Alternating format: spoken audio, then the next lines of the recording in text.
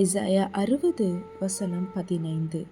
நீ நெகிழப்பட்டதும் கைவிடப்பட்டதும் ஒருவரும் கடந்து நடவாததுமாயிருந்தாய்.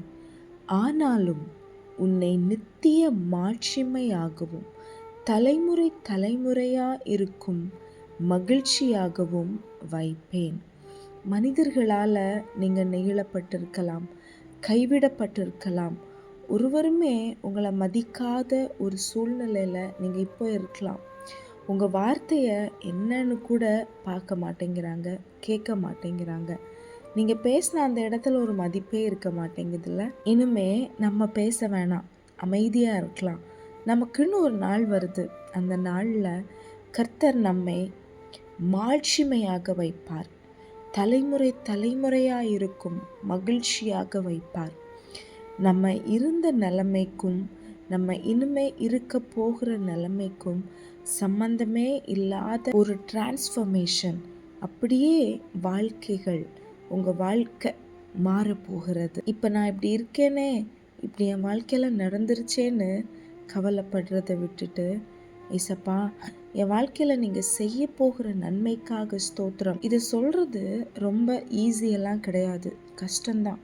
ஆனால் அப்படி நம்ம சொல்லும்போது ஏசப்பா நம்மளை பார்த்து ரொம்ப சந்தோஷப்படுவாங்க. நன்மையை பெற்ற அப்புறம் நம்ம ஏசப்பாவுக்கிட்ட தேங்க்ஸ் சொல்கிறத காட்டிலும் இப்போ நம்ம நெகிழப்பட்ட சூழ்நிலையில், கைவிடப்பட்ட சூழ்நிலையில் இருக்கிறோம் பாருங்கள்.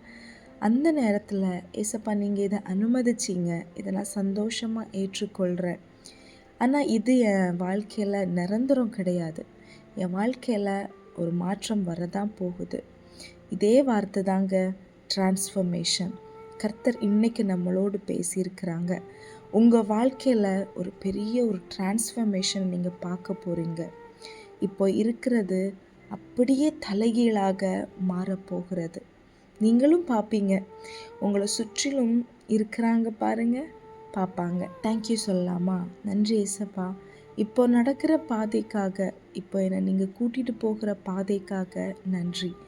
இனிமே என் வாழ்க்கையில் நடக்க போகிற, தலைமுறை தலைமுறையாய் நடக்க போகிற அந்த மகிழ்ச்சிக்காக, நித்தியமாய் என் வாழ்க்கையில் இருக்க போகிற அந்த மாட்சிமைக்காக நன்றின்னு சொல்லுங்கள்.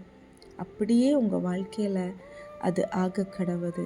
அதுக்காக என் வாழ்க்கையில் இனிமே கஷ்டமே இருக்காது, அப்படி கிடையாது. வாழ்க்கையில் கஷ்டங்கள், பாடுகள், உபத்திரவங்கள் வரதான் செய்யும். ஆனாலும் அது நம்மை சேதப்படுத்தாது, அது நம்ம ஒன்றுமே செய்யாது. கர்த்தருடைய வார்த்தையின்படியே நித்திய மாட்சியாக நம்மை வைப்பாராக. தலைமுறை தலைமுறையாக இருக்கும் மகிழ்ச்சியாகவும் நம்மை வைப்பாராக. ஆமேன். Have a blessed day. God bless you.